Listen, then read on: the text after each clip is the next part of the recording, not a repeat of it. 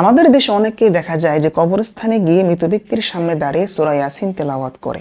অনেকে জানতে চান যে মৃত ব্যক্তির সামনে দাঁড়িয়ে সূরা ইয়াসিন তেলাওয়াত করা যাবে কিনা।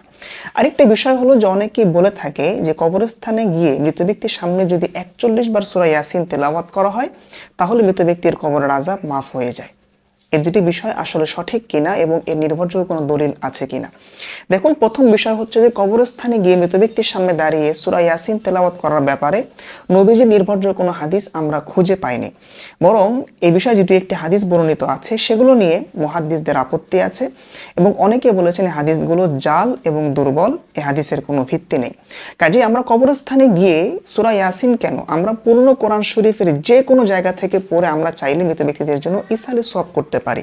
এবং আমাদের নবীজির আমল মূলত কি ছিল? নবীজির আমল ছিল নবীজি কবরস্থানে গেলে তিনি মৃত ব্যক্তিদেরকে সালাম প্রদান করতেন। সালামুন আলাইকুম আলা দারা কওমিন মুমিনিন ওয়া ইন্না ইনশাআল্লাহু বিকুম লাহিকুন আনতুম লানা সালাফুন ওয়া আনতুম তাবাউন। এটা আমাদের নবীজির আমল ছিল। আমরা কিন্তু চাইলে নবীজির এই আমলটি অনুসরণ করে কবরস্থানে গিয়ে আমরা মৃত ব্যক্তিদেরকে সালাম প্রদান করতে পারি। দ্বিতীয় আমাদের জানার বিষয় হলো যে কবরস্থানে গিয়ে ৪১ বার সূরা ইয়াসিন পড়লে মৃত ব্যক্তির কবরের আযাব মাফ হয় কিনা। দেখুন, কবরের আযাব এটি হলো অদৃশ্য একটি বিষয়।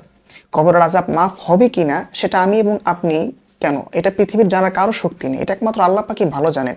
কাজে কবরস্থানে গিয়ে মৃত ব্যক্তির জন্য ৪১ বার সূরা ইয়াসিন পড়লে কবরের আযাব মাফ হয়ে যাবে এরকম নিশ্চিত করে কোনো কথা বলা যাবে না এবং এই আমলটিরও কোনো নির্ভরযোগ্য দলিল এবং সনদ নেই।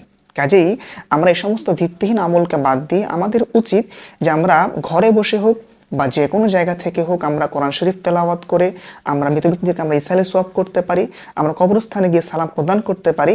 সর্বোপরি কথা হচ্ছে যে আমরা মৃত ব্যক্তিদেরকে দেখে আমরা শিক্ষা নিতে পারি যে তারা যেরকম আমাদের কাছ থেকে বিদায় নিয়েছে আমরাও এই দুনিয়ার জমিন থেকে বিদায় নিয়ে যাব। আশা করছি আপনার উত্তরটি বুঝতে পেরেছেন।